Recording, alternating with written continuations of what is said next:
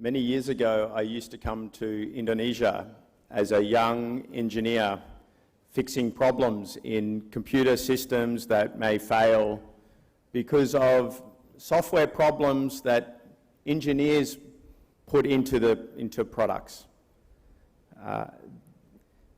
Today, many of the issues in what we deploy and use is not caused by software defects that engineers create, but by attackers who exploit weaknesses in software that has been distributed in cloud environments, in your own environments, on your mobile phones that you all use today.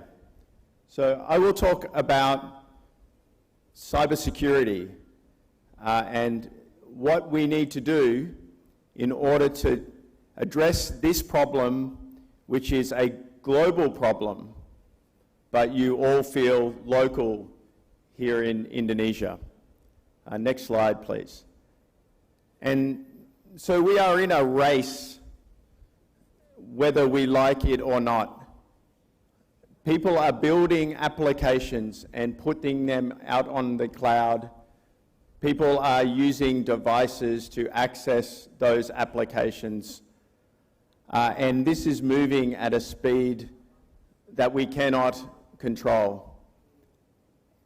Attackers also may be anywhere. They may not be here in Indonesia. They may be anywhere, leveraging that same technology advantage to attack ourselves, our businesses, and our government. Next slide, please. And how do they do this? There are many different ways. In the last 2 years, Asia Pacific has become the #1 most targeted geography in the world. Attackers see advantage in coming to Asia Pacific to extract financial gain, secrets, intellectual property from governments, businesses, and individuals. They may do that using phishing campaigns. Each one of you has a device, you receive an email, you click on the email, the attacker has access to your phone. They also insert backdoors into vulnerable software systems.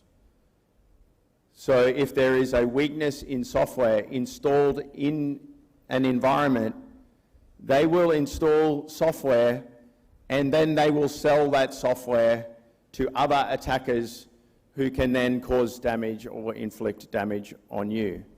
This could be ransomware. It may be data exfiltration, stealing information. There are many different motives that an attacker might use to sell that backdoor on the black market. One other problem we see is that applications are also being distributed in places we do not know. 70% of organizations that we know have suffered a cyber attack on systems they did not know existed.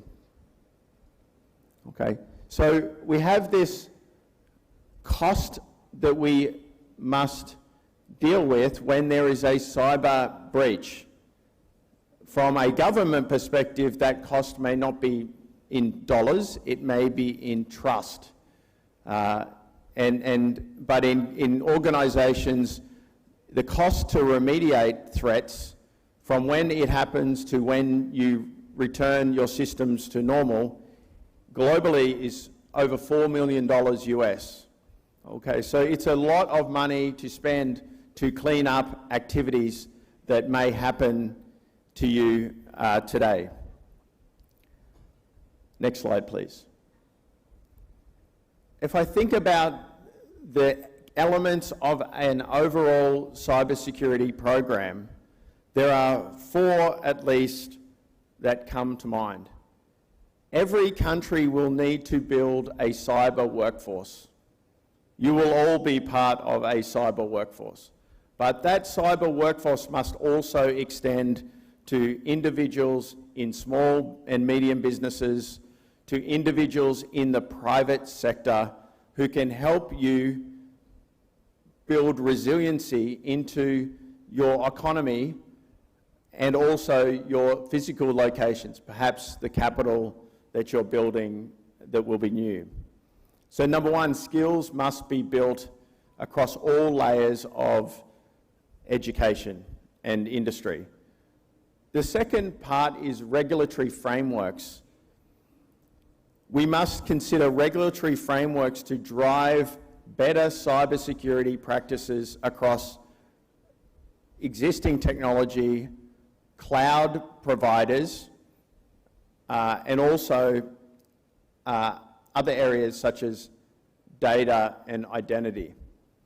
Some of these technologies don't just provide solutions for government, but also support citizens in dealing with government safely. So identity management, for example, digital identity for citizens is a very important area of regulatory focus. The third area is really supply chain risk. And when you build a new environment, that may be a building, it may be a data center in the building, it may be the software running within that building. We must understand where and who is involved and what technology is involved in the delivery of that solution or software stack.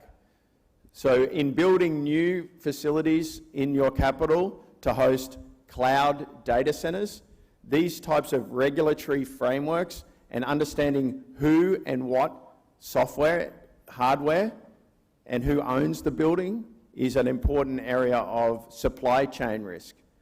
And if you're using applications that are not in Indonesia, this must also be considered as part of your supply chain, because applications today do not just get placed within a data center that you may control. So you must understand the supply chain. And the third one, the last one I'll talk about is strategy and capability. It's very important that you build a technological workforce that can consider advances in modern technology that require cybersecurity to be built into those solutions from the beginning. In fact, these four challenges have a relationship between each one. You cannot write good regulation without understanding the overall cybersecurity environment, the strategy, the threat actors, and you must have people who can respond to that. Next slide, please. There is a lot of content on this slide, but if we break it down to the light blue at the top, this is a lot about people. When I write ecosystem, I mean trusted providers of IT services, local Indonesia companies, companies that can help bring advice, education and skills, intelligence from threat information that is happening in the global area, and can help you come up with regulatory frameworks that are similar to others but can fit into Indonesia's sovereign requirements. So the people side is very important, but we cannot underestimate the technological challenge that we face in addressing the cybersecurity speed and scale problem. So we consider this problem to have multiple elements, and if we start from the top, it's about threat detection and response. Understanding who your threats are, how you detect, incidents that might occur and how to respond. If you do not know and you have not practiced how to respond in a cyber incident, then maybe you don't know that those cyber incidents are happening. So you must be prepared and you must practice. So to do that, you must understand the threats and what those threats are to your assets. The second part is data security. When we share information, we hope that it will be trusted, it will be treated with respect and not open to attack or unauthorized sharing. The third one is identity. One of the main connections of trust between citizens and government is your government services. And digital identity and citizen identity is a very important part of your trust relationship with your citizens. And underpinning this is what I would think as capability that can scale to the size of the challenge and move with the speed of the challenge that is being faced by governments and enterprise around the world. And that might be in cloud environments that are here on premise or elsewhere. So there's many different elements, but it's about people, processes, and advanced technology. And who those technology providers are is one of sovereign consideration. Next slide, please. If you think about your challenge that is in front of you in building a new capital, you have an opportunity to build security, cybersecurity and physical security into that construction. One of the use cases IBM worked on was the World Cup soccer. They built 8 new stadiums. There was a number of agencies because this problem is cross-agency. It's not just defence or other agencies' primary responsibility. So many different agencies, a number of new facilities that required physical and cybersecurity, threat detection and response function, large-scale data being used within the stadiums, so analytics, working out if there is any cyber threats that may take down one of the games, and if a threat is detected, who is going to respond and what would that response be? And the sheer size of this, the amount of data, you simply cannot process with humans only. You must have artificial intelligence to find threats that may be embedded within big data sets. In addition to this, Qatar also had an identity system which allowed visas, citizens, visa holders, people who came to the games to register and use the app to do everything from getting visas, buying tickets, to safely navigate through the event. So identity, threat detection and response, and collaboration was key to the successful implementation of this program. I think that's one area that is probably the most important word in cybersecurity, is collaboration. You cannot solve this problem just by implementing singular solutions with one vendor or with one department, with one government.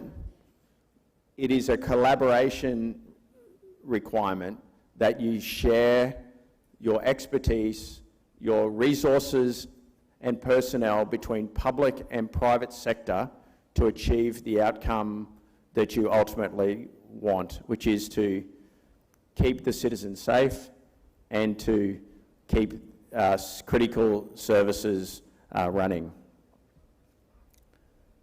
Next slide.